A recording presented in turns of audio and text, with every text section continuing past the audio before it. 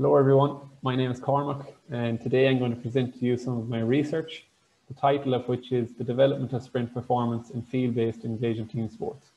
So before we go any further, I'd just like to thank the LGFA for giving me this opportunity to present to you guys today. I'd also like to thank my research supervisory team of Dr. David Kelly, Dr. Niamh Gallagher and Dr. Ciarán Ó Catháin for all of their help with my research to date. I'm based in the Athlone Institute of Technology and I'm also part of the recently created SHE research group, which aims to bridge the gender gap within scientific research. So getting straight into it then, so sprint performance in ladies Gaelic football or within field sports. So why is it so important and why are we looking to develop it? So we know that to be successful within any sport, we must first meet the physical and technical demands of that sport. So talking about game demands, and we know that speed or sprint performance is a really key component when we think about all of the important gameplay actions which are completed within field sports. So two really simple examples would be two opponents racing to secure possession of the ball first. So we know the fastest athlete will get to that ball first. And if we think about another gameplay action such as getting back to make a last-ditch goal-saving tackle maybe, we know that we rely on sprinting to get us into that position to make that tackle. So we can essentially refer to sprinting as a game-changing performance characteristic. And when we think of sprinting in really basic terms, it's a maximal intensity effort which we use to get us from A to B. So sprinting then in a more specific terms, I suppose we can break it down into two components, acceleration and maximum velocity. So acceleration for the typical field sport athlete occurs between the 0 and 20 meter distance. So across this distance, the athlete is essentially always increasing in sprinting speed. Maximum velocity then refers to one's top speed. And we know for the typical field sport athlete, this typically occurs between the 20 and 30 meter distance. So there are distinct differences between the two components. And we're just going to talk a little bit more about that here now.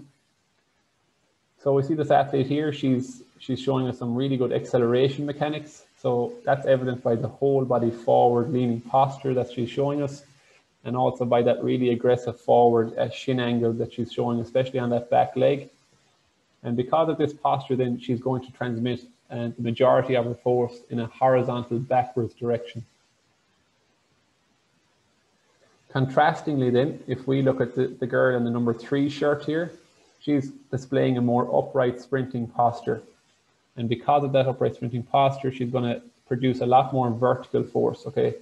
But it's also important to mention here that we also need horizontal force within maximum velocity or top speed sprinting, because without it, we just don't move forward.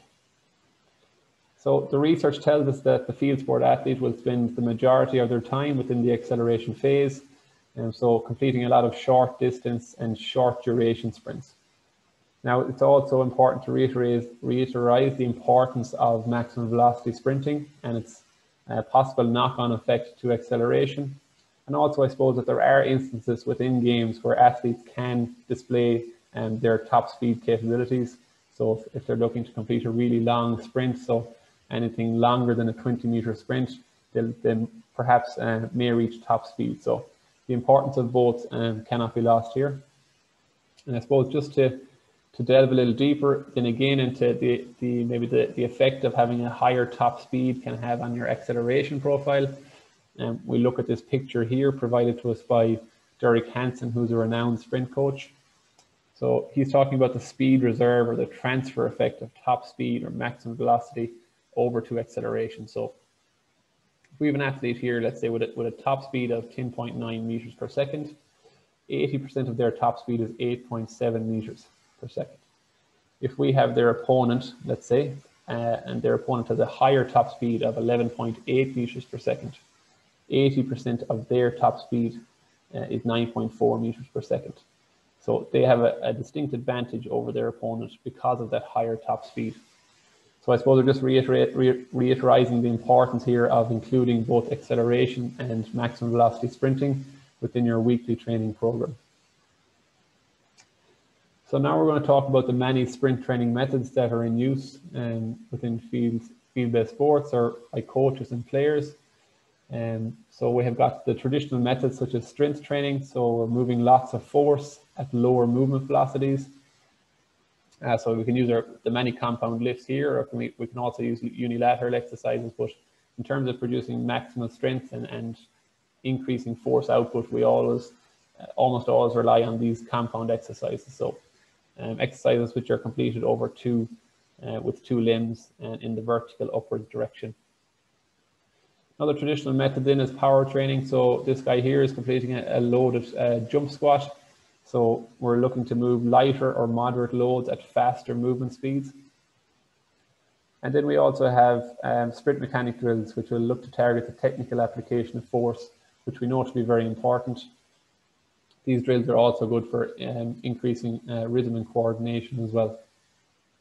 So I suppose when we're talking about these traditional methods, and we must talk of them in terms of their ability to transfer to the sprinting movement. So essentially we're looking for faster sprinting speeds. So how well do these traditional methods affect sprinting? So in terms of transfer, we must consider the principle of specificity first. So this principle states that the training effect which occurs in response to an exercise overload is specific to the way in which the load is applied. So when we think of the sprinting movement then, so this girl here is again displaying some acceleration mechanics, and she's looking to apply force in a really explosive manner in a really short space of time. So you're talking about maybe less than 0.2 of a second maybe, and across one limb as well, which is really important to mention. So if we compare that then to strength training, this girl here is completing a back squat, and she's transmitting the force using both legs, and she's going to transmit it in an upwards vertical direction.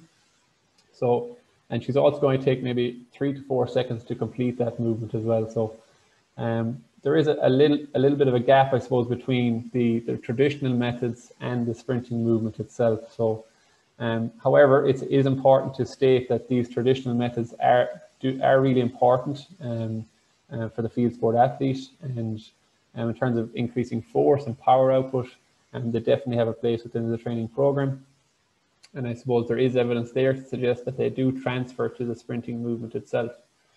But perhaps when training age increases and we're exposed to these traditional methods over a longer period of time, maybe that level of transfer maybe diminishes somewhat, and we may have to seek out more specific sprint training methods.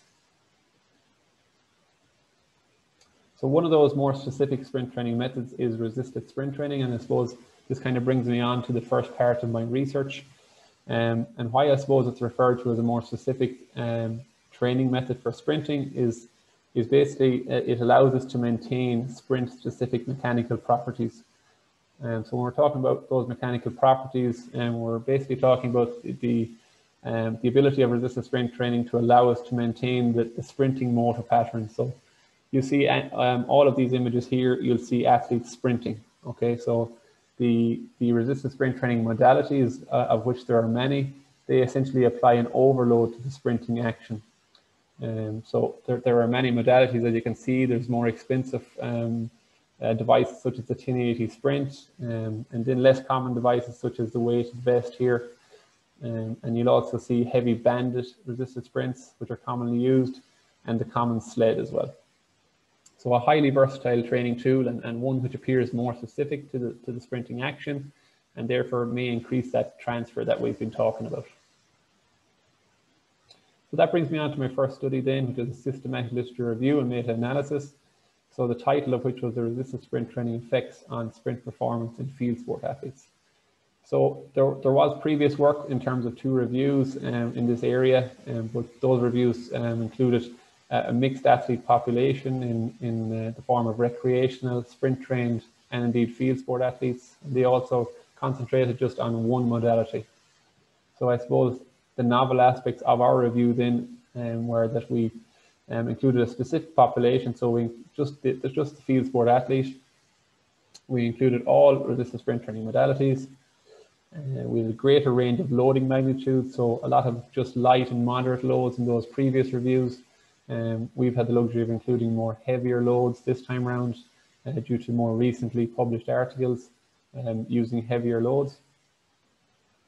Now, it's important here to mention that unfortunately only 2 of the 21 studies included in the review exclusively included female athletes.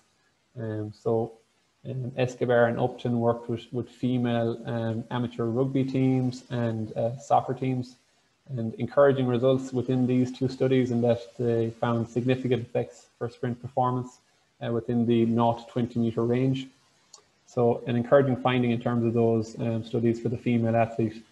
But obviously we'll be looking, I suppose, to address this balance, I suppose, with some future interventions. So the main findings of the review itself, then, we found resisted sprint training to be most effective in that early acceleration phase, so 0 to 10 meters. We found it less effective as the sprint progresses. Encouragingly, we found that it was equally effective as unresisted sprinting across all phases, which I suppose highlights the high degree of specificity associated with resisted sprint training.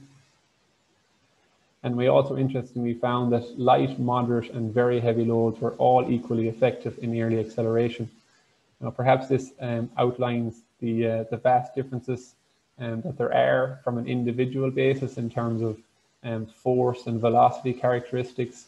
So it just highlights the differences between athletes, and also those force velocity characteristics may differ then in terms of the many different field sports that we included within the review. So some interesting findings, and I suppose we're going to dig a little deeper into those findings. We're not fully complete with the review, but looking forward to, I suppose, to getting those, getting the review out there in the coming months. Study 2 then for me is a research questionnaire. So the title of the questionnaire is the current sprint training practice of field sport coaches.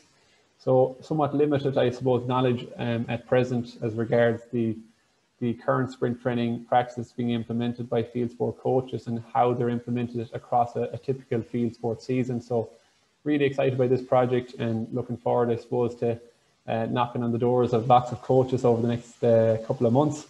And we'll be particularly looking to target female coaches as well, and look to give a more balanced approach, I suppose, to from a male and a female coach perspective.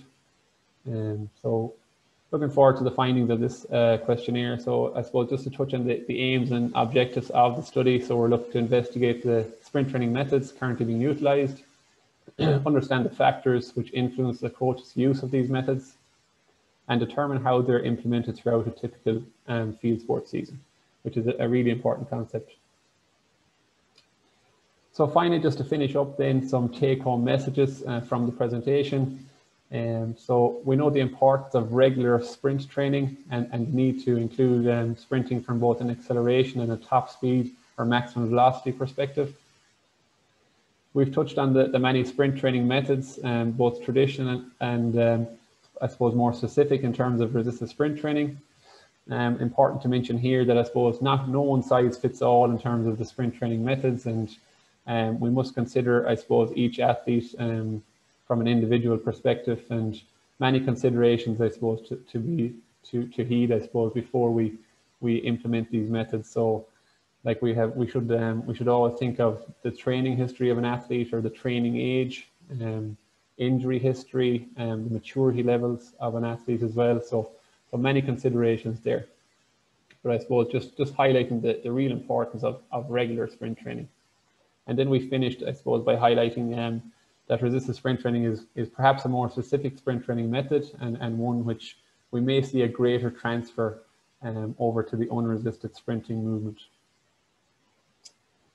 So that's me. I just want to thank you all for listening to me today, and I hope you can take something from the presentation, and I hope you found it interesting. So again, just like to thank the LGFA for giving me this opportunity, and as you can see there in the bottom, I've left my contact details. So if anyone wants to drop me an email or give me a shout on Twitter, or has any questions on the review or in relation to my research, I'd be happy to engage. So thank you very much.